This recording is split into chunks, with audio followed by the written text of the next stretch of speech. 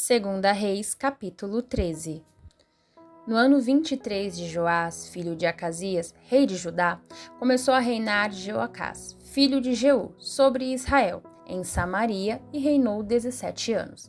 E fez o que era mal aos olhos do Senhor, porque seguiu os pecados de Jeroboão, filho de Nebate, que fez pecar a Israel, não se apartou deles. Pelo que a ira do Senhor se acendeu contra Israel, o qual deu-os na mão de Hazael, rei da Síria, e na mão de Ben-Hadad, filho de Hazael, todos aqueles dias. Porém, Jeoacás suplicou diante da face do Senhor, e o Senhor o ouviu, pois viu a opressão de Israel, porque os oprimia o rei da Síria. E o Senhor deu um salvador a Israel.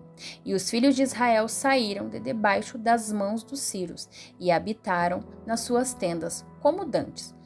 Contudo, não se apartaram dos pecados da casa de Jeroboão, que fez pecar a Israel, porém andaram neles, e também o bosque ficou em pé em Samaria. Não deixou a Jeoacás mais povo, senão só 50 cavaleiros e 10 carros, e 10.000 homens de pé, porquanto o rei da Síria os tinha destruído, e os tinha feito como o pó, trilhando-os.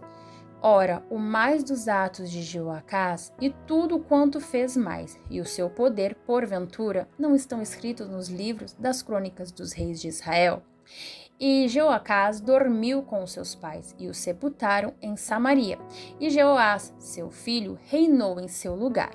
No ano 37 de Jeoás, rei de Judá, começou a reinar Jeoás, filho de Jeoacás, sobre Israel, em Samaria, e reinou 17 anos.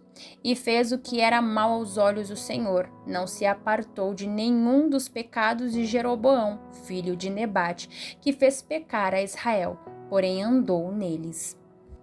Ora, o mais dos atos de Jeoás e tudo quanto fez mais, e o seu poder, com o que pelejou contra Amazias, rei de Judá, porventura não estão escritos no livro das crônicas dos reis de Israel? E Jeoás dormiu com seus pais, e Jeroboão se assentou no seu trono, e Jeoás foi sepultado em Samaria, junto aos reis de Israel. E Eliseu estava doente da sua doença, de que morreu. E Jeoás, rei de Israel, desceu a ele e chorou sobre o seu rosto e disse: meu pai, carros de Israel e seus cavaleiros. E Eliseu lhe disse: toma um arco e flechas, e toma um arco e flechas. Então disse ao rei de Israel: põe a tua mão sobre o arco. E pôs sobre ele a sua mão.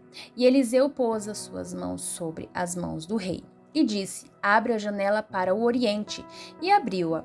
Então disse Eliseu: atira, e atirou. E disse: a flecha dos livramentos do Senhor é a flecha do livramento contra os sírios, porque ferirás os sírios e a Feca, até os consumir.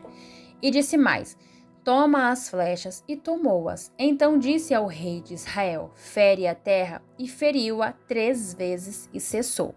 Então o homem de Deus indignou muito contra ele e disse: 5 ou 6 vezes a deverias ter ferido. Então ferirás os sírios até o consumir, porém agora só 3 vezes ferirás os sírios. Depois morreu Eliseu, e o sepultaram. Ora, as tropas dos moabitas invadiam a terra à entrada do ano. E sucedeu que, enterrando ele um homem, eis que viram um bando e lançaram o homem na sepultura de Eliseu. E caindo nela, o homem, e tocando os ossos de Eliseu, reviveu e se levantou sobre os seus pés. E Hazael, rei da Síria, oprimiu a Israel todos os dias de Jeoacás. Porém o Senhor teve misericórdia deles, e se compadeceu deles, e tornou para eles por amor do seu concerto com Abraão, Isaque e Jacó. E não os quis destruir, e não os lançou ainda da sua presença. E morreu Hazael, rei da Síria, e Ben-Hadad, seu filho, reinou em seu lugar.